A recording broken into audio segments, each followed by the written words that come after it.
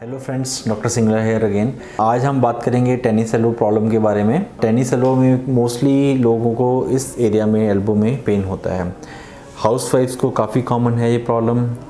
बाकी इसके अलावा जो हैवी वर्कर्स होते हैं, हाथ से काम कर रहे हैं, उन लोगों में ये प्रॉब्लम होती है। Now days lot of people of IT profession और जो कंप्यूटर का ओवर यूज़ करते हैं, उनमें भी ये बहुत कॉमन प्रॉब्लम है। सो एक्चुअल बेसिक पैथोलॉजी क्या है? बेसिक पैथोलॉजी है कि एक्सटेंसर मसल्स होते हैं हमारे फोर आर्म के, उनका ओरिजिन इस एरिया में बोन से होता है, लैटरल एपिकोंडाइल्स पे।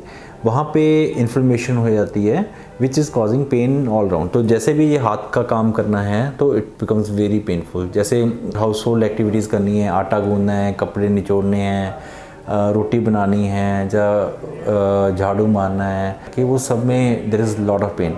कंप्यूटर्स पे आप टाइप नहीं कर सकते because of this pain. Now why it happens?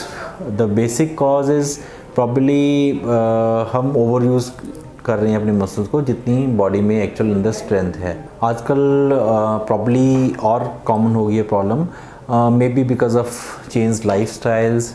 Diet वैसी नहीं है जैसे it use to be, nutritious diet नहीं है आजकल।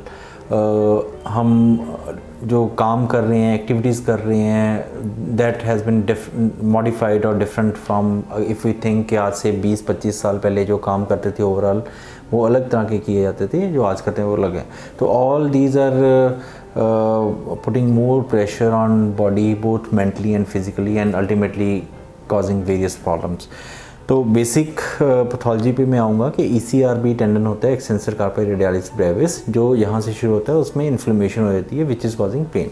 सो अब हो गई पेन, अब करना क्या है नेक्स्ट? तो मोस्ट ऑफ द पेशेंट तो कंजर्वेटिव ट्रीटमेंट से ठीक हो जाते हैं। कंजर्वेटिव में एक तो स्ट्रेच एक्सरसाइजेस होंगी, लाइक ये वाला एक्सटेंशन, ये वाली मूवमेंट में पेन है तो हम इसको स्ट्रेच करेंगे मसल को, इस तरह से सीधा रख के ऐसे स्ट्रेच करेंगे, यू कैन सी दिस। तो यहाँ पे स्ट्रेचिंग फील होगी, तो अल्टीमेटली उसकी जो वहाँ पे माइक्रो टीयर्स हैं स्ट्रेच होंगे, हीलिंग होएगी, इन्फ्लेमेशन कम होएगी।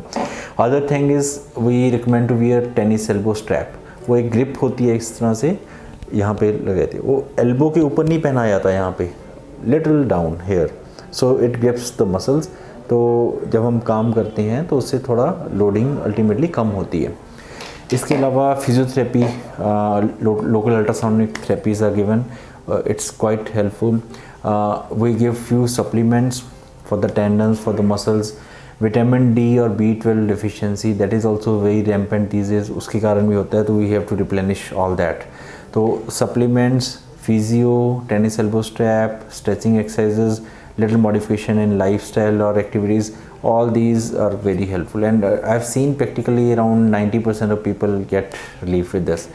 सो अगर इससे नहीं होता देन कुछ ना कुछ इंटरवेंशन करनी पड़ेगी। तो उसमें there are different options. One is PRP is platelet rich plasma.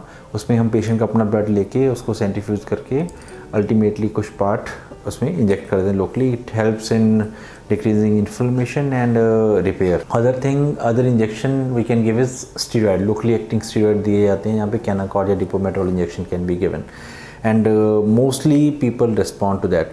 किसी किसी को दूसरा या तीसरा इंजेक्शन की जरूरत पड़ती है, but mostly in one injection. फिर भी अल्टीमेटली नहीं ठीक होता तो last option is surgery.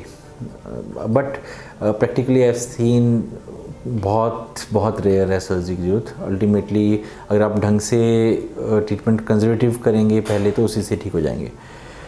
In the end I will come to the first thing again, better होगा कि हम अपनी बॉडी में इस तरह की कंडीशन आने ही ना दें।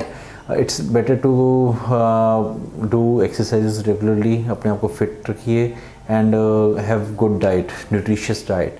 Nutritious diet I mean to say is well balanced diet, not high calorie diet, but एक ऐसी डाइट जिसमें प्रोटीन्स, फैट्स, कार्बोहाइड्रेट्स, मिनरल्स, ये सब कुछ एडिक्वेट अमाउंट में विटामिन्स मिले हमें, ताकि हमारी बॉडी में डेफिशिएंसीज ना हो। My this video is helpful to you all, and keep in touch, subscribe to my channel. Will be updating more and more videos about all other parts of the body also. Thank you.